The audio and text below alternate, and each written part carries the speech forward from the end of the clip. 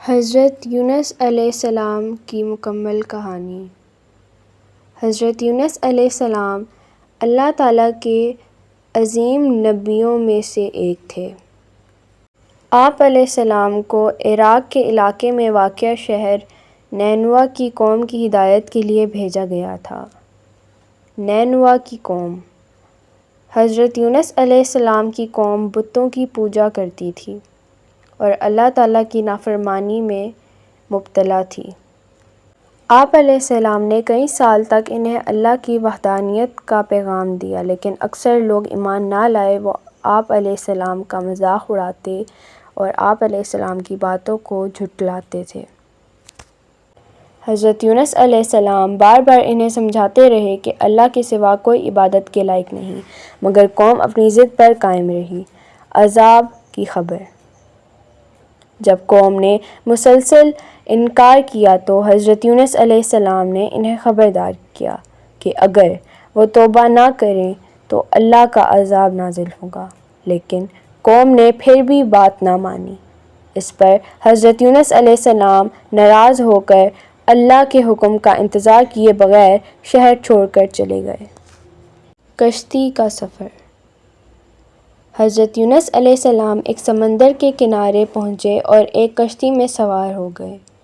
کشتی سمندر کے درمیان پہنچی تو اچانک شدید طوفان آ گیا۔ کشتی والوں نے کہا کہ کشتی بہت بھاری ہو گئی ہے، اس لیے ایک شخص کو سمندر میں پھینکنا ہوگا۔ انہوں نے قراندازی کی اور 3 مرتبہ حضرت یونس علیہ السلام کا نام نکلا۔ حضرت یونس علیہ السلام سمجھ گئے کہ یہ اللہ کی طرف سے آزمائش ہے، لہٰذا وہ سمندر میں کود گئے۔ مچھلی کے پیٹ میں۔ اللہ تعالیٰ کے حکم سے ایک بہت بڑی مچھلی نے حضرت یونس علیہ السلام کو نگل لیا، لیکن اللہ نے مچھلی کو حکم دیا کہ نہ ان کے جسم کو نقصان پہنچائے اور نہ ہڈی توڑے۔ حضرت یونس علیہ السلام مچھلی کے پیٹ کے اندھیروں میں تھے۔ سمندر کا اندھیرا، رات کا اندھیرا، مچھلی کے پیٹ کا اندھیرا۔ وہاں آپ علیہ السلام نے اللہ تعالیٰ سے توبہ اور دعا کی۔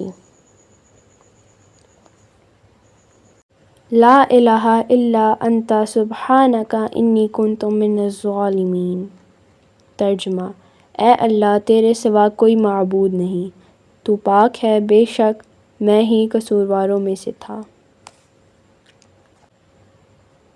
دعا کی قبولیت۔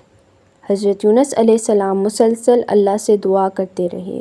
اللہ نے ان کی توبہ قبول فرمائی اور مچھلی کو حکم دیا کہ انہیں ساحل پر اگل دے۔ مچھلی نے انہیں ساحل پر پہنچا دیا۔ اس وقت حضرت یونس علیہ السلام بہت کمزور تھے۔ کدو کا پودا۔ اللہ تعالیٰ نے حضرت یونس علیہ السلام پر اپنی رحمت فرمائی۔ ان کے لیے کدو یقطین کا ایک پودا اگا دیا۔ اس کے بڑے پتے دھوپ سے سایہ دیتے اور حضرت یونس علیہ السلام کو آرام ملا۔ کچھ عرصے بعد اللہ تعالیٰ نے انہیں دوبارہ طاقت عطا فرمائی۔ قوم کی توبہ۔ جب حضرت یونس علیہ السلام واپس اپنی قوم کی طرف آئے تو حیران رہ گئے۔ ان کی قوم نے عذاب کے آثار دیکھ کر اللہ کے حضور سچی توبہ کر لی تھی اور ایمان لے آئی تھی۔ اللہ تعالیٰ نے ان کی توبہ قبول فرما لی اور عذاب کو ٹال دیا۔ یوں حضرت یونس علیہ السلام کی پوری قوم ایمان لے آئی، جو انبیاء کی تاریخ میں ایک منفرد واقعہ ہے۔ سبق۔ حضرت یونس علیہ السلام کی کہانی ہمیں سکھاتی ہے کہ اللہ تعالیٰ کی رحمت بہت وسیع ہے۔ مشکل وقت میں اللہ سے دعا کرنی چاہیے۔ توبہ کرنے والے کو اللہ معاف کر دیتا ہے۔